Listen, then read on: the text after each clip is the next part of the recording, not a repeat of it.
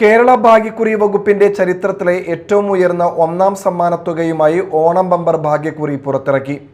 30 കോടി രൂപയാണ് ഇത്തവണത്തെ ഒന്നാം സമ്മാനം. ടിക്കറ്റുകൾ ഈ മാസം 20 മുതൽ വിപണിയിൽ ലഭ്യമാകും. കേരള ഭാഗ്യക്കുറി വകുപ്പിന്റെ ചരിത്രത്തിലെ ഏറ്റവും ഉയർന്ന സമ്മാനത്തുകയുമായി ഓണം ബമ്പർ ഭാഗ്യക്കുറി മുഖ്യമന്ത്രി വി ഡി സതീശൻ പുറത്തിറക്കി. മുഖ്യമന്ത്രിയുടെ ഓഫീസ് ചേംബറിൽ നടന്ന ചടങ്ങിലായിരുന്നു ടിക്കറ്റ് പ്രകാശനം.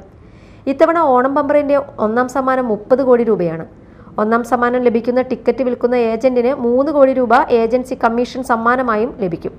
ടിക്കറ്റിന്റെ വില 500 രൂപയാണ്. ഈ മാസം 20 മുതൽ ടിക്കറ്റുകൾ വിപണിയിൽ ലഭ്യമാകുമെന്നും സെപ്റ്റംബർ 26-നാണ് നറുക്കെടുപ്പെന്നും അധികൃതർ അറിയിച്ചു. സമ്മാനഘടനയിൽ 1 കോടി രൂപ വീതം 20 പേർക്ക് രണ്ടാം സമ്മാനവും 25 ലക്ഷം രൂപ വീതം 20 പേർക്ക് മൂന്നാം സമ്മാനവും 5 ലക്ഷം രൂപ വീതം 10 പേർക്ക് നാലാം സമ്മാനവും 2 ലക്ഷം രൂപ വീതം 10 പേർക്ക് അഞ്ചാം സമ്മാനവും ഉൾപ്പെടുത്തിയിട്ടുണ്ട്. ഇതുകൂടാതെ 5000 രൂപ മുതൽ 500 രൂപ വരെയുള്ള ലക്ഷക്കണക്കിന് മറ്റ് സമ്മാനങ്ങളും ഭാഗ്യക്കുറിയിൽ ഉൾപ്പെടുത്തിയിട്ടുണ്ട്.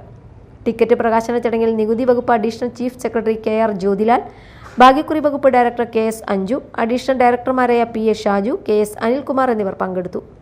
News desk media time.